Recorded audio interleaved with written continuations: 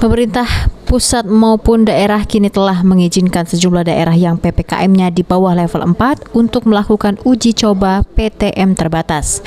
Atas hal tersebut, sejumlah daerah di Sumatera Selatan kini telah melakukan uji coba PTM terbatas itu sendiri dengan tentunya menerapkan protokol kesehatan dan juga pembatasan jumlah siswa yang mengikutinya.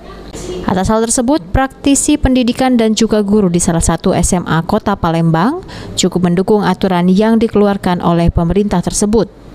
Pasalnya, kini sekolah online sudah menimbulkan kejenuhan dari siswa maupun wali murid.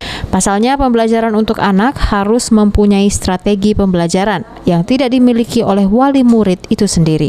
Reward kepada Pak Nedin karena ini ada sudah titik kejenuhan pada siswa dan wali murid, terutama wali murid yang anak-anaknya sekolah di SD ya, karena titik kejenuhannya untuk mengajar anak-anaknya, termasuk wali murid yang berada di SMP. Kenapa? Pembelajaran yang diberikan anak itu tentunya kita harus punya strategi pembelajaran.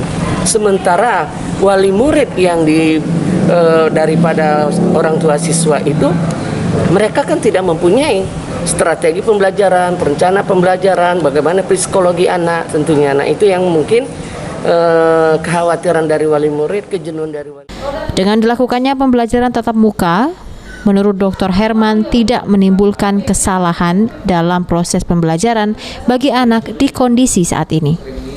Firman Hidayat, PAL TV.